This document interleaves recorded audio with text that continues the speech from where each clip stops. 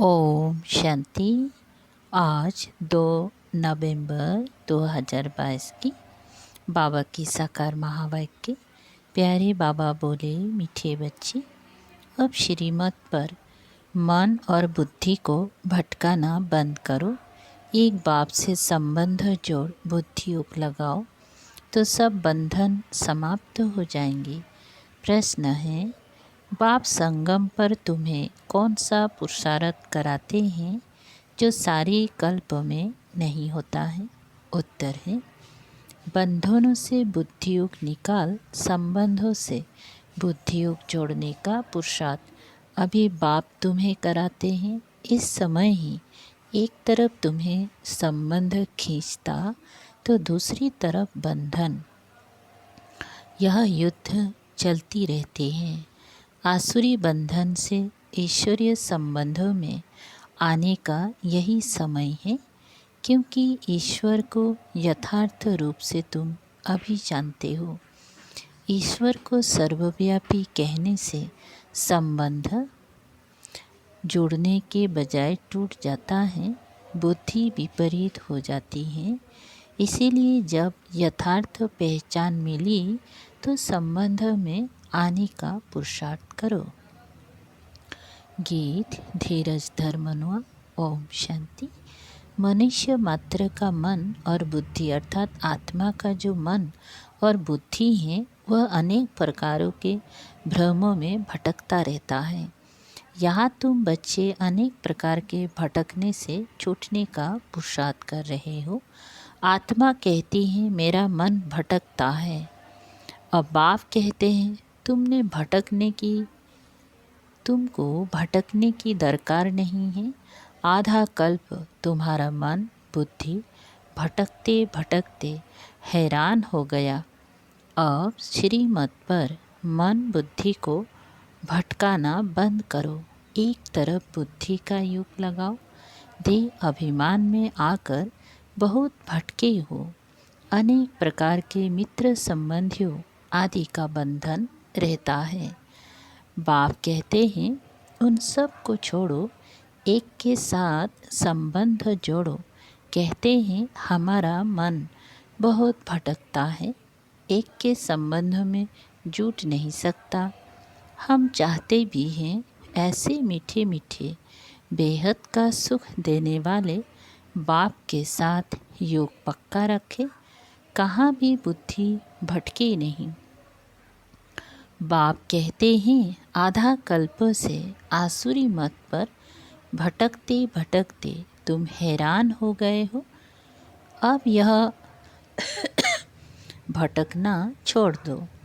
मैं आत्मा हूँ, यह भूलने से समझते हैं मैं देह हूँ, तो देह के साथ संबंध हो जाता है। बाबा ऐसे नहीं कहते हैं कि तोड़ दो, लेकिन तुम इस मृत्यु लोक के बंधन में रहते हुए ईश्वरीय संबंधों को याद करो। ये है बंधन, वो है संबंध। बंधन होता है दुख का, संबंध होता है सुख का। बंधन और संबंध दोनों अलग अलग है। बंधन अक्षर पुरानी दुनिया से, संबंध अक्षर नई दुनिया से लगता है। अब तुम नई दुनिया के मालिक बनने वाले हो, तो नई दुनिया के साथ संबंध जोड़ो। इस बंधन में रहते हुए संबंधों के लिए पुरुषार्थ करना है। संबंध किसके साथ रखना है, ऐसा तो कोई है नहीं जो कहे मन मना भाव मिथ्याजी भाव और कहे कि बेहद के बाप से और बेहद सुख के बरसे से संबंध रखो। बाप ही ये संबंध जुड़ाते हैं। जब तुम बंधन में हो तो तुमको पुरुषार्थ कराने वाला कोई मनुष्य नहीं है। एक ही बाप है जो बंधन से छुड़ाकर संबंध में ले जाते हैं। बंधन है मायावी राज्य में, संबंध है राम राज्य में व ईश्वरीय राज्य में। उनको ईश्वरीय राज्य और इनको आसुरी राज्य कहा जाता है, क्योंकि सतयुग ईश्वर स्थापन करते हैं। उसमें ऊंच पद पाने के लिए तुम बच्चों को पुरुषार्थ कराते रहते हैं। अब तुम संगम युग पर हो। सिर्फ संगम पर ही संबंध का पुरुषार्थ होता है और कोई युग में यह पुरुषार्थ नहीं होता है। बाप कहते हैं मैं आकर बंधन से छुड़ाए संबंध में बुद्धियुग लगवाता हूँ। सतयुग में नई संबंध की पारलब्ध अभी की पुरुषार्थ से मिलती है। जो संबंधों को जानते ही नहीं तो पुरुषार्थ कैसे करेंगे? ये तो जरूर होगा। एक तरफ संबंध खींचेगा, दूसरी तरफ बंधन खींचेगा। ये लड़ाई होती है। सतयुग त्रेता में संबंध की बात ही नहीं, द्वापर कलयुग में भी संबंध की बात नहीं। संगम पर ही संबंध और बंधन का ध्यान रहता है।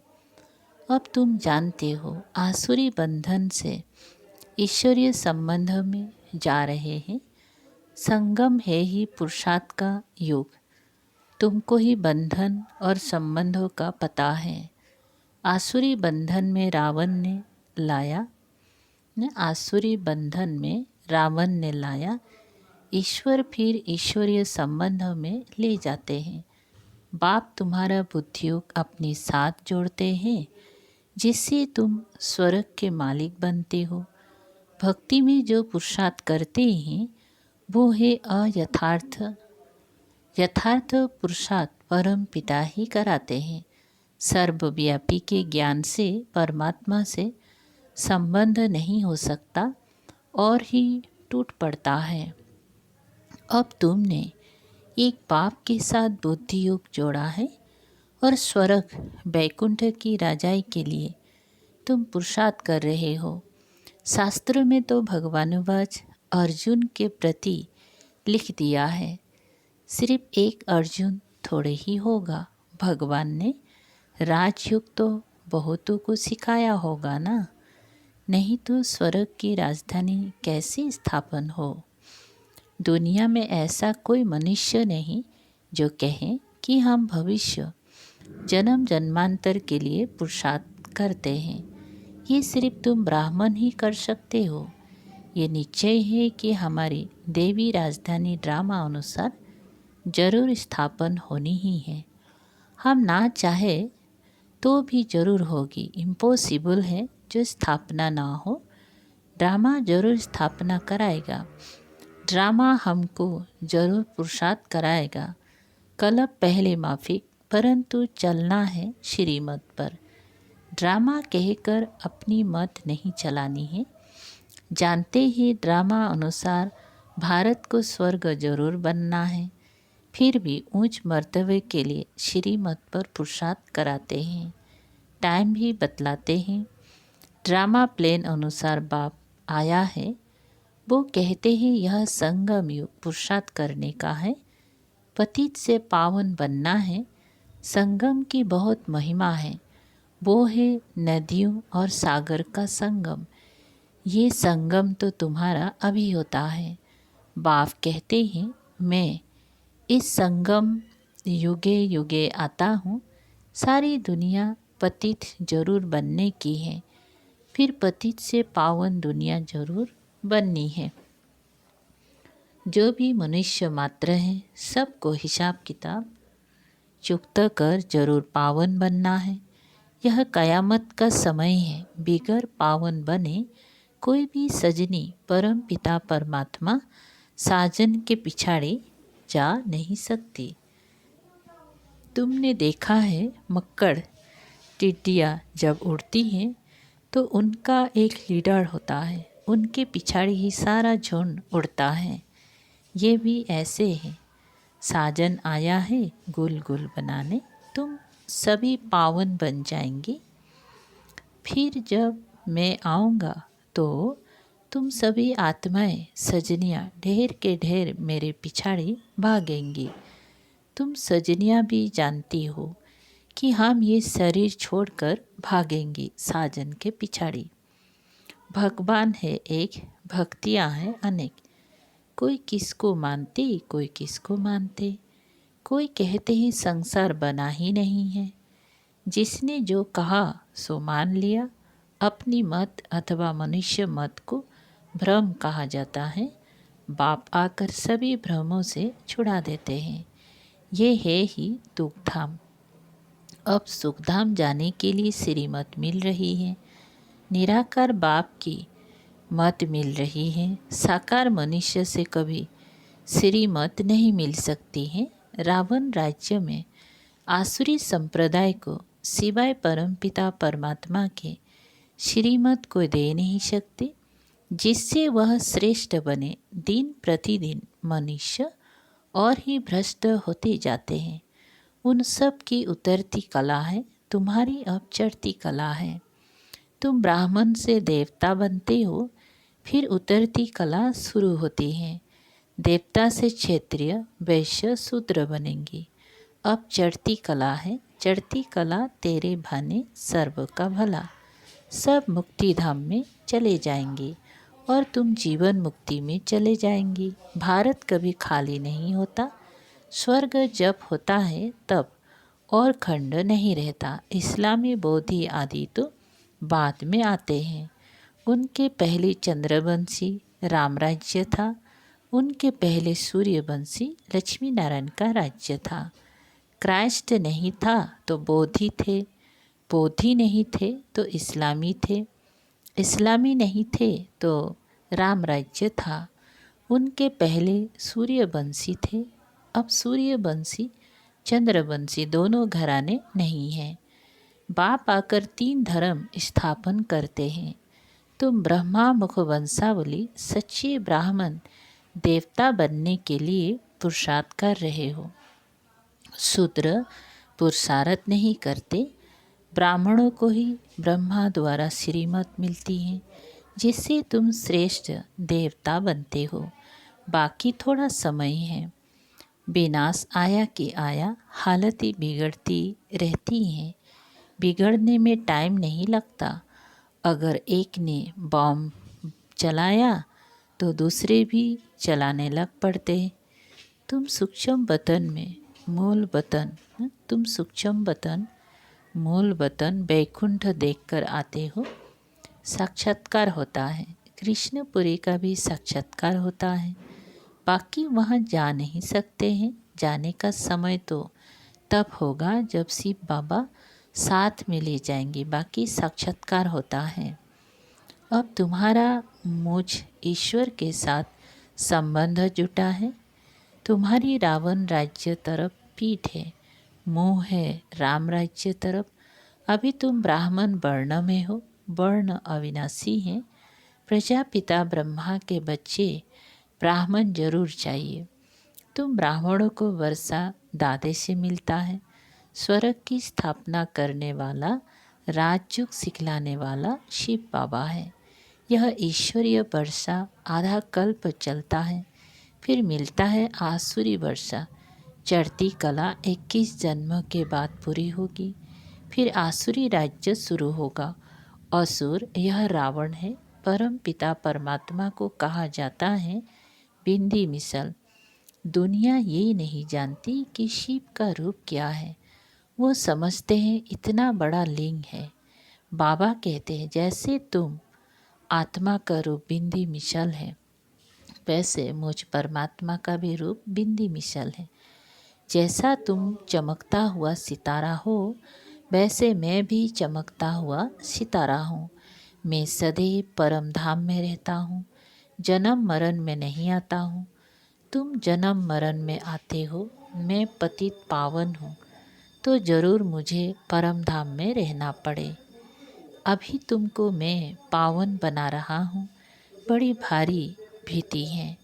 प्राप्ति बहुत है। 21 जन्मों के लिए तुम विश्व के मालिक बनते हो।